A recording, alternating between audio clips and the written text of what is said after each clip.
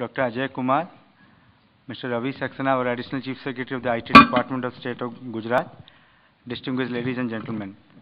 It gives me great pleasure in sharing certain thoughts on the IT e-governance systems and Ahmedabad Municipal Corporation. Some basic facts about Ahmedabad city. If ever there is a government body where you have the maximum public interface, it is a municipal administration.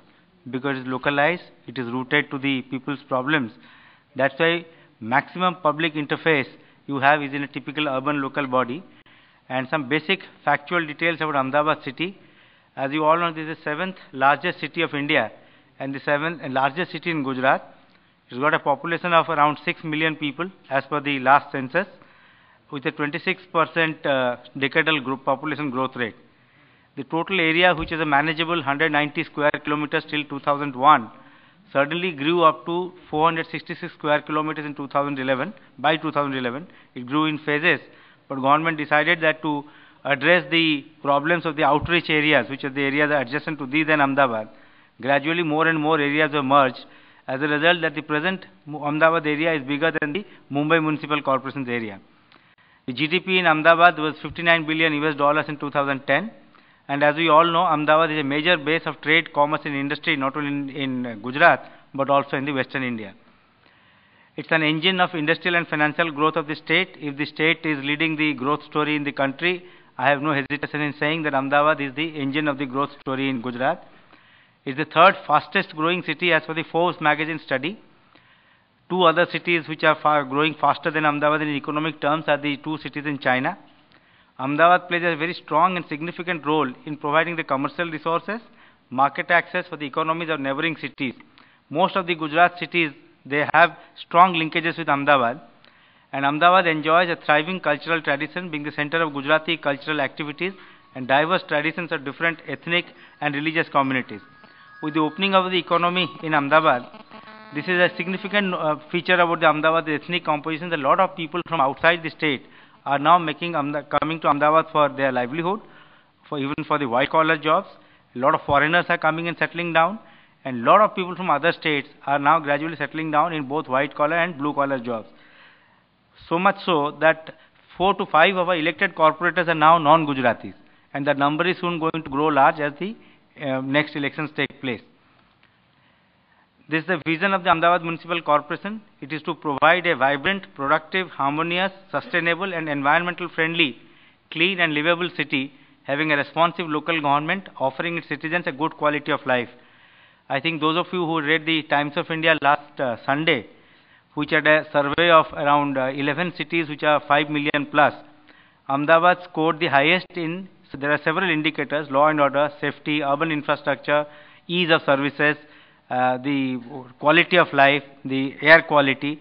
In most of the parameters, Ahmedabad scored much higher than most of the other Indian cities, and it was ranked the number 1 amongst Indian cities in terms of living comforts. That's as much a tribute to the citizens as well as, I think, to the various government departments, including the municipal corporation, which is in charge of providing better quality services to its citizens. This city started in, the municipal body started in 1857. It was one of the oldest municipalities in the country and established as a municipal corporation in 1950. Sardar Patel was the mayor of Ahmedabad Municipal Corporation in 1924. And as I discussed before, that Ahmedabad grew from 52 square kilometers in 1950, and presently it is 466 square kilometers in 2011, with 64 wards and with a population of 6 million. The average density in AMC is around 9,707 people per square kilometer. Some of the major functions in Ahmedabad Municipal Corporation, which will be more or less true of all the municipal corporations in Gujarat and the municipal corporations in Maharashtra, because there are two states which are governed by a similar Municipal Corporation Act, where barring certain essential functions of the state government like the police, the transport department and the civil supplies department, most other functions of the state government have been handed over to the city government. So as a result, on the right hand side we are showing the major functions that we do: water supply, sewerage and storm water drainage, construction and maintenance of roads, bridges, flyovers, foot over bridges, street lighting, traffic lights, primary education, medical services, solid waste management, fire services, public transport, parks and gardens. These are some of the essential functions.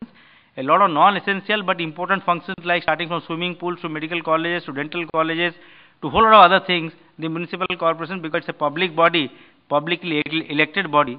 So in terms of competitive electoral politics, each successive political government in the city tries to outdo the previous and hope to reap better electoral benefits by introducing more and more services which can be termed as non-mandatory services. Now, the purpose of every government is, as we've been discussing in the last 2 days, is how to make these services citizen-centric and how to make it easily available to the citizens in an easy and transparent manner. So with a view to do that, Ahmedabad Municipal Corporation is the first in the country to cover a range of municipal activities and services like birth and death registrations, building plans, primary health and education, city cleanliness, water supply, sewerage, roads, street lights, parks and gardens through an e-governance module. In 2002, the first beginning was made when we started our first civic center. I am going to discuss these three in the rest of my presentation for the citizens. And presently we have 40 such civic centers located in 6 zones of Ahmedabad city. Essentially, these are the 3 things that I am going to discuss today. What is the concept of the city civic center? What are the services available there for the citizens? Then property tax, which is one of the major tax bases of the municipal corporation. What are the IT-centric services we introduced in that? And we have a very much celebrated the bus rapid transit system, the BRTS system. And we have just been awarded the most intelligent IT system award by the Ministry of Transport a few days back because of our extensive use of IT systems in our transport system. Before the city civic centers came, the situation before that was in most of our citizen-centric services there is lack of transparency, no means of infrastructure to provide services, there is no single point of service and interaction with the citizens, and lack of connectivity. We appointed a total solution provider through Gujarat Informatics Limited, and a comprehensive approach was taken for e-governance project. This was commenced in January 2002, and in 2008 by September we started our first civic center at Law Garden for citizens. Presently we have 40 such state civic centers, city civic centers, and almost all the departmental activities are computerized and services like property tax, professional tax, birth and death certificates, health licenses, hawkers licenses for the vendors, RTI and building plan permissions are offered at the city civic center. This would mean that the services are available regardless of where you stay in the city. You can walk into any of the city civic centers and access the services by paying the charges there. The benefits of this is, now it is faster. The citizen can visit any one location irrespective of where he resides. There is no geographical boundaries which restrict your delivery of access to you depending on where you stay. There is a 24-hour intranet access for the AMC informations. The number of transactions which citizens accessed in the civic centers has increased by 7 times. It was 1.97 lakh when it was introduced in 2002, and currently it is around 15.58 lakh in 2010-11, and in 11-12 the current year the number is much more. From providing 3 services initially when we started in 2002 September, now we are covering 14 services in the single window system format in the city civic center. It's very responsive and transparent, and there is better understanding and goodwill from the citizens as a result of the ease of services that we've introduced there. And there are some other technical features about this project. There are WAN connectivity of across all departments through 60 lease lines, and LAN covering 2,000 clients. It's a fully automated system requiring minimum high-skilled technical persons, and it is flexible enough to add new modules or integrate with web-based system which are planning in the future, which are planning currently. Talking about property tax, just to give an example, in a property tax collection in Ahmedabad city would be around 400 crores in the current year. In Surat it will be around 320 crores. In Mumbai it will be around 1000 crores. But it's one of the major tax systems in any city. Before the introduction of IT in the property tax, we had a system based on rateable value which was derived from the rent of property and the cost of land at the time of construction. There are several deficiencies in system. There was no revision in the rateable value. The tax rates were very high, like the income tax, where it was very high earlier and collection was less. Now the rates have come down, collection has gone up several times. So we also had this problem in the property tax system. There's lack of transparency because there's no automation, there's no information available. It was left best to the property tax staff to decide this, and the citizens were kept at a dark and kept a distance away from the way it was calculated. And there's a wide difference in property tax of self-owned and tenants. With the study of various models of tax, interactions with stakeholders like elected representatives, residents, institutions, industrialists, and amendments in the BPMC Act, that's the parent act by which you are governed, AMC was the first corporation in India to adopt a carpet area-based property tax system. By now, most of the cities in the country, because this is a model which is advocated by the Ministry of Urban Development in Government of India, as well as the Urban Development Department in the various states, now most big cities have converted into carpet area-based property tax system. It is based on a formula. It's a very easy formula to operate. Assessment, there is a general tax is equal to area, and there is a location factor, which area you are staying. Look at depending on the development of the area, the city, various areas are located on a scale of 1 to 6. There is age factor, how old is the building, depending on that there is a new factor attached to it. Type of building or use factor, whether it is self-owned or occupied, or then occupied or unoccupied. So various values are given to it, you do the calculations. What we have done is, all the records of the property tax in the system we have nearly 16 lakh properties in the city. So all these are available on the AMC website, where any citizen, by giving his property details, can find out for the tax details for his property, and with the self-assessment module on the website. We also have a ready reckoner available there, where by putting the factors, you can calculate the property tax, explaining the various factor values and calculation thereof. This will help the citizen to realize that the way I have been taxed, or the way I have been calculated is fair, because the tax formula is also given. This is something which the Bangalore is trying by calling it a self-assessment, but we have tried to address this problem in this manner. Further, AMC has tied up with different banks for the collection of property tax, which the account holder can pay his property tax dues directly.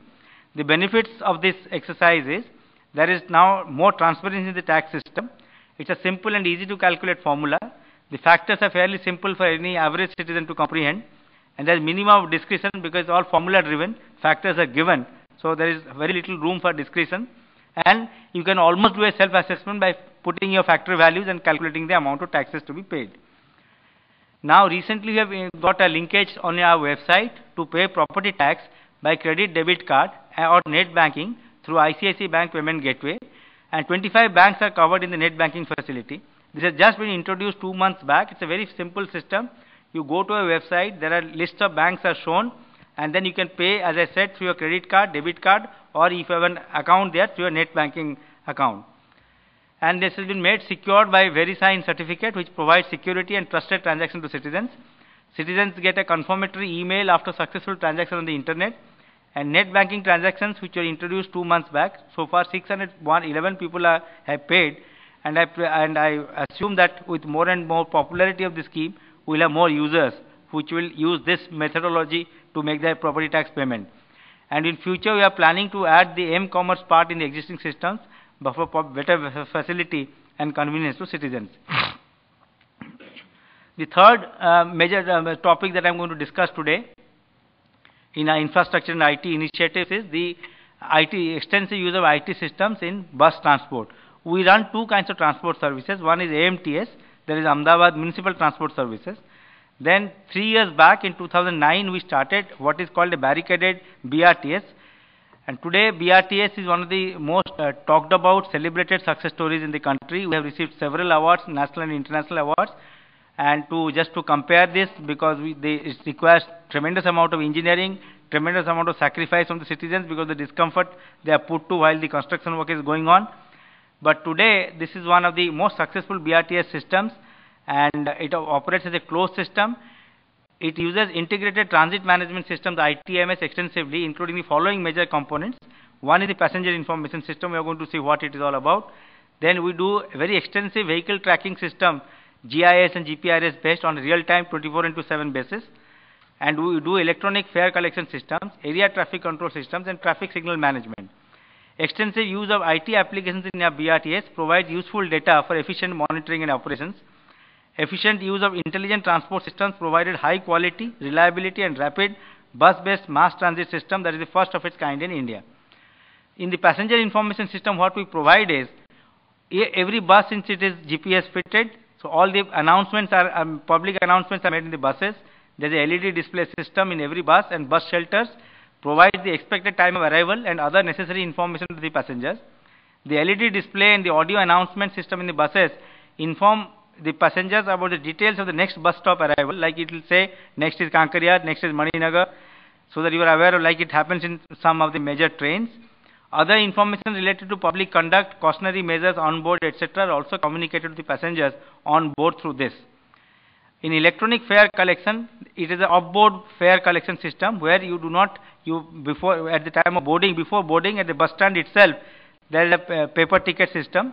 We are now doing the trials. By the month end, we are going to announce the removal of this paper system and going for, like in metro railway stations, we are going for a card or a token system where the gates will open accordingly. And at level boarding allowed, then the delays will be reduced. Smart cards and tokens are going to be introduced by the month end to reduce the time consumption for ticketing process further and increase passenger flows in and out of the system. Just within 2 years of the BRTS operations, with 45 kilometers of route length added so far, today around 1,40,000 people commute by BRTS, and it runs at every 2 minutes.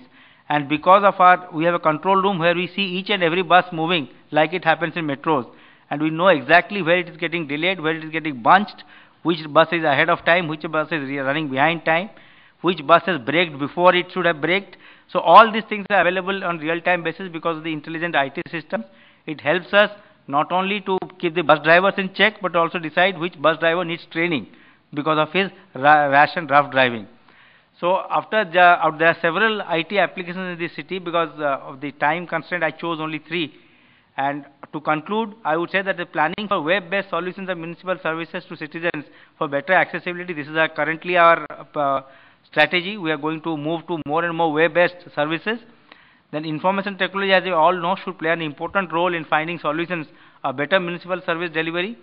And as we have said ad nauseum, increased use of IT will bring transparency and accountability in the system, which is being proven in the cases where there is a true IT involvement, where there is no human interface and there is absolutely zero discretion on the part of the people who are manning the system. Thank you so much.